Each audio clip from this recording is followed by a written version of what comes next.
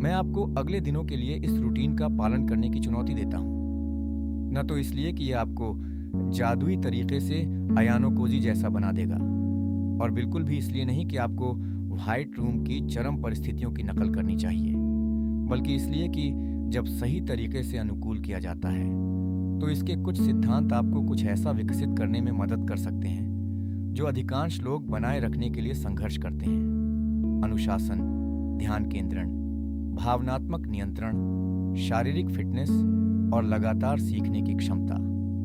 आज मैं white room से प्रेरित एक संपूर्ण रूटीन बनाने जा रहा हूं, जिसमें सीरीज में दिखाई गई आदतों को वास्तविक जीवन में वास्तव में समझदारी वाली प्रथाओं के साथ जोड़ा जाएगा। और बस आपको जल्दी उठने, व्यायाम करने और अध्ययन करने के लिए कहने के बजाय मैं समझाऊंगा कि रूटीन का प्रत्येक हिस्सा क्यों महत्वपूर्ण है और यह आपके मस्तिष्क और शरीर को कैसे प्रभावित करता है। हम शुरू करने से पहले याद रखें कि यह एक मांग वाला रूटीन है। अपने स्वास्थ्य, जिम्मेदारियों और वर्तमान फिटनेस स्तर के अनुसार तीव्रता को समायोजित करें। लक्ष्य खुद को बर्बाद करना नहीं है, लक्ष्य बिना अस्वस्थ हुए मजबूत बनना है। अब आइए शुरू करते हैं। ये एक सटीक हिंदी अनुवाद है। यदि आप इसे प्रकाशित करने या पेशेवर उपयोग के लिए इसकी आवश्यकता है तो मैं एक मातृभाषी हिंदी वक्ता से समीक्षा करवाने की सुझाव देता हूँ, क्योंकि तकनीकी प्रेरक लेखन में कुछ बारीकियां अधिकतम प्रभाव और स्पष्टता के लिए एक धारा प्रवाह वक्ता द्वारा सूक्ष्म समायोजन से लाभान्वित हो सकती हैं। दिन के पहले 30 मिनट में अपना फोन न छुएं। जागने के तुरंत बाद आपका ध्यान सबसे कमजोर होता है। यदि आप सूचनाओं, छोटे वीडियो और यादृच्छिक जानकारी की बाढ़ का उपभोग करके दिन शुरू करते हैं तो आप प्रतिक्रिया करते हुए शुरू करते हैं, निर्णय लेते हुए नहीं। व्हाइट रूम ने नियंत्रण सिखाया। वास्तविक जीवन में नियंत्रण यह तय करने से शुरू होता है कि आपका ध्यान कहाँ जाता है। 5:30 बजे अपना पहला गहन कार्य सत्र शुरू करें। एक महत्वपूर्ण विषय चुनें और इस पर लगभग 60 मिनट तक काम करें। 5 अलग अलग विषयों का अध्ययन न करें, लगातार टैब न बदलें, हर कुछ मिनट में अपना फोन न देखें। एक लक्ष्य चुनें, गणित, विज्ञान, एक भाषा, प्रोग्रामिंग, लेखन, व्यवसाय या कुछ भी जो आपके दीर्घकालीन लक्ष्यों से जुड़ा हो। आपकी ध्यान केंद्रित करने की क्षमता एक निश्चित व्यक्तित्व लक्षण नहीं है, ये एक कौशल की तरह काम करता है। जब आप बार बार बिना रुकावट के काम करते हैं तो आप अपने दिमाग को कठिन कार्यों के साथ लंबी अवधि के लिए जुड़े रहने के लिए प्रशिक्षित करते हैं। हालांकि ध्यान केवल अपने आप को किसी पृष्ठ पर घूरने के लिए मजबूर करने के बारे में नहीं है। सक्रिय शिक्षा का उपयोग करें। केवल जानकारी पढ़ने के बजाय किताब को बंद करें और स्मृति से जो सीखा है उसे समझाने का प्रयास करें। उत्तर को देखे बिना प्रश्नों को हल करें, उदाहरण बनाएं, जो आप नहीं समझते उसे लिखें। इस प्रक्रिया को सक्रिय स्मरण कहा जाता है। स्मृति से जानकारी को पुनः प्राप्त करना उसी सामग्री को बार बार पढ़ने से अधिक प्रभावी रूप से सीखने को मजबूत करता है। इस घंटे के दौरान स्पष्ट व्याकुलताओं को समाप्त करें। अपना फोन कमरे के बाहर रखें या एयरप्लेन मोड सक्रिय करें। केवल कार्य के लिए आवश्यक सामग्रियों का उपयोग करें। एक विचलित वातावरण एक विचलित मन पैदा करता है। एक नियंत्रित वातावरण अनुशासन को आसान बनाता है। 6:30 बजे अपने शरीर को प्रशिक्षित करें। व्हाइट रूम में मानसिक और शारीरिक विकास एक साथ होता है। वास्तविक जीवन में यह सिद्धांत अत्यंत मूल्यवान है। शारीरिक गतिविधि केवल उपस्थिति के बारे में नहीं है। नियमित व्यायाम कार्डियोवैस्कुलर स्वास्थ्य, नींद की गुणवत्ता, मनोदशा, ऊर्जा स्तर और संज्ञानात्मक प्रदर्शन का समर्थन करता है। आपके प्रशिक्षण में पूरे सप्ताह 3 मुख्य तत्व शामिल होने चाहिए: शक्ति, कार्डियोवैस्कुलर कंडीशनिंग और गतिशीलता। शक्ति प्रशिक्षण दिनों पर स्क्वाट, पुशअप, पुलअप, रो, लंज, प्रेस और कोर व्यायाम जैसी गतिविधियों पर ध्यान केंद्रित करें। कार्डियोवैस्कुलर दिनों पर दौड़ें, साइकिल चलाएं, तैराकी करें, रस्सी कूदें या कोई अन्य गतिविधि करें जो आपकी हृदय गति को बढ़ाए। आप छोटे कार्यात्मक प्रशिक्षण सत्रों के साथ दोनों को भी जोड़ सकते हैं। अनुशासन को लापरवाही से भ्रमित न करें। यदि आप एक शुरुआत कर रहे हैं तो आपको अपने पहले दिन एक एथलीट की तरह प्रशिक्षण देने की आवश्यकता नहीं है। प्रबंधनीय सत्रों के साथ शुरू करें और धीरे धीरे कठिनाई बढ़ाएं। शरीर केवल प्रशिक्षण के दौरान नहीं, बल्कि पुनरावृत्ति के दौरान भी सुधार करता है। दर्द हमेशा प्रगति का प्रमाण नहीं है और थकावट प्रभावशीलता के समान नहीं है। अनुकूलन को उत्तेजित करने के लिए काफी कठोर प्रशिक्षण लें, लेकिन बुद्धिमानी से पर्याप्त, ताकि कल भी यह प्रक्रिया दोहरा सकें। व्यायाम करने, स्नान करने और ठीक होने के बाद सुबह का कुछ समय तार्किक तर्क को प्रशिक्षित करने में बिताएं। आप शतरंज खेल सकते हैं, गणितीय समस्याओं को हल कर सकते हैं, रणनीति का अध्ययन कर सकते हैं, पहेलियां पूरी कर सकते हैं या विश्लेषणात्मक निर्णय लेने का अभ्यास कर सकते हैं। शतरंज उपयोगी है क्योंकि इसमें योजना, पैटर्न पहचान, गणना और परिणामों का मूल्यांकन करने की क्षमता की आवश्यकता होती है। केवल यादृच्छिक खेल खेलना पर्याप्त नहीं है। प्रत्येक खेल के बाद अपनी गलतियों की समीक्षा करें। अपने आप से पूछें, मेरी स्थिति कहाँ खराब हुई? मैंने किस खतरे को नजरअंदाज किया? क्या मैंने बहुत जल्दबाजी में काम किया? क्या मेरा निर्णय गणना पर आधारित था या भावना पर? यह आदत शतरंज से परे मूल्यवान है।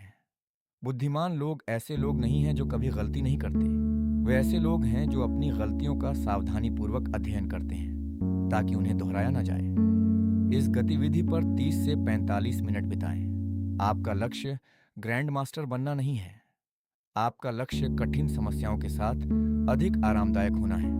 9 बजे संतुलित नाश्ता या दिन का अपना पहला उचित भोजन खाएं। आपके भोजन में आदर्श रूप से प्रोटीन का स्रोत, जटिल कार्बोहाइड्रेट, स्वस्थ वसा, फल या कोई अन्य पोषक तत्वों से भरपूर खाद्य पदार्थ होना चाहिए।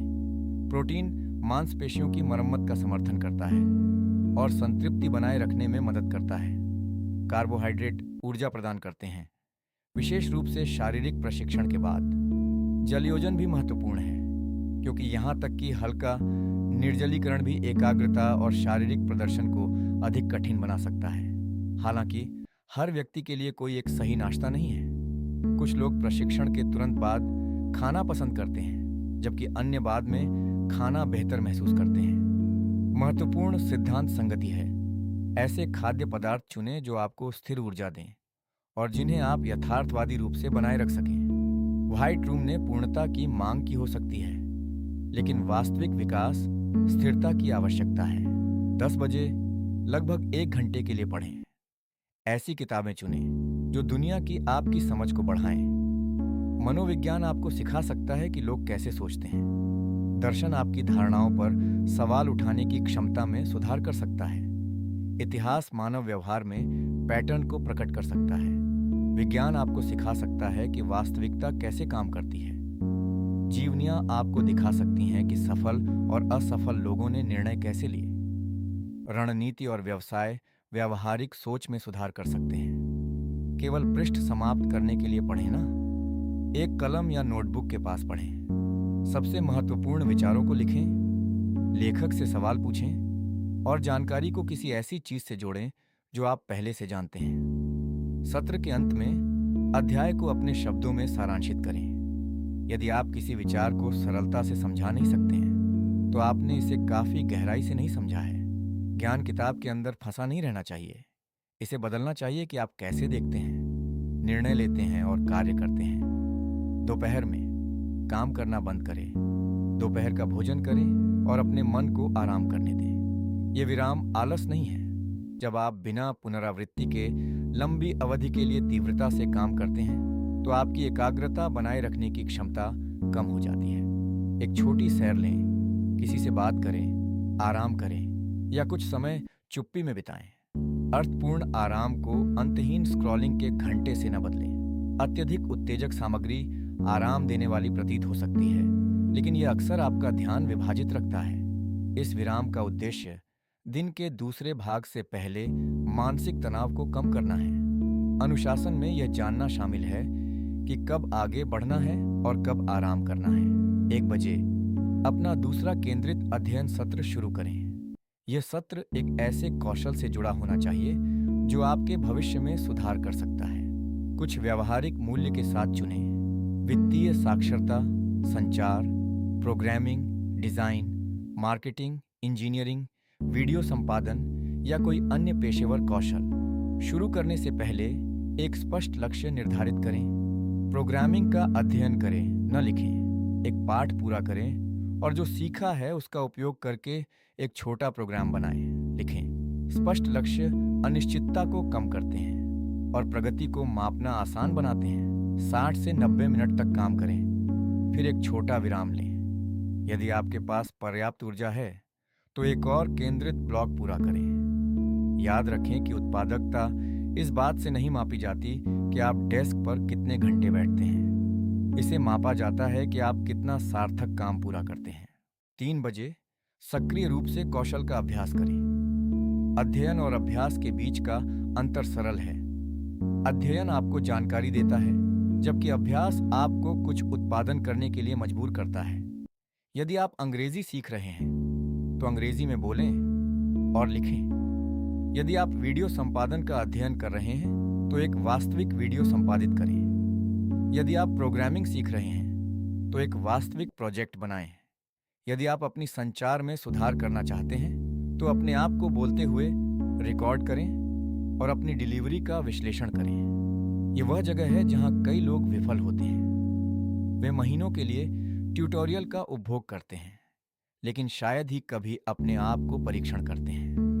मस्तिष्क उसी के अनुकूल होता है जिसकी आप बार बार मांग करते हैं। किसी को कौशल करते हुए देखना अपने आप को करने के समान नहीं है। इन 30 दिनों के दौरान प्रगति का प्रमाण बनाएं।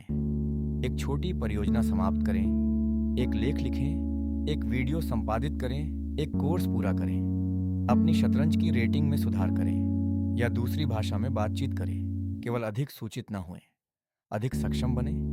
5 बजे हल्की शारीरिक गतिविधि करें। बाहर चलें, स्ट्रेच करें, बास्केटबॉल खेलें, कोई खेल खेलें या गतिशीलता सत्र पूरा करें। ये एक और थकाऊ कसरत नहीं होना चाहिए।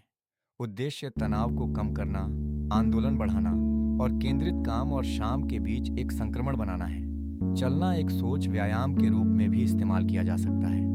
अपना फोन अपनी जेब में रखें और एक समस्या, एक विचार या एक निर्णय पर विचार करें। कई लोगों को शायद ही कभी चुप्पी का अनुभव होता है, क्योंकि वे हर खाली पल को सामग्री से भर देते हैं। चुप्पी आपके मस्तिष्क को जानकारी को व्यवस्थित करने के लिए जगह देती है। आपको दिन के हर घंटे अधिक उत्तेजना की आवश्यकता नहीं है। कभी कभी आपको अपनी खुद की सोच सुनने के लिए पर्याप्त शांति की आवश्यकता होती है। 6 बजे दिन की समीक्षा करें। शुरुआत से सब कुछ फिर से पढ़ने का प्रयास न करें। अपने आप को परीक्षा लें। अपने गहन कार्य सत्रों से जो मुख्य विचार याद हैं उन्हें लिखें। शतरंज या तार्किक अभ्यास से गलतियों की समीक्षा करें। अपने पाठ से सबसे महत्वपूर्ण अवधारणा की व्याख्या करें। जिस व्यावहारिक कौशल को आपने प्रशिक्षित किया है उसे देखें और एक कमजोरी की पहचान करें।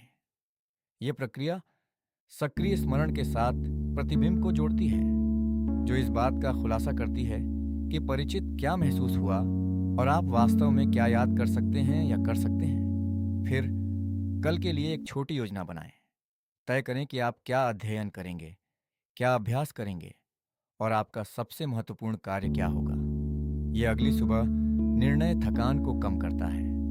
एक अनुशासित दिन अक्सर रात पहले शुरू होता है। 7 बजे रात का भोजन करें। एक ऐसे भोजन को चुनें जो आपको संतुष्ट करे लेकिन आपको अत्यधिक भारी महसूस न कराए।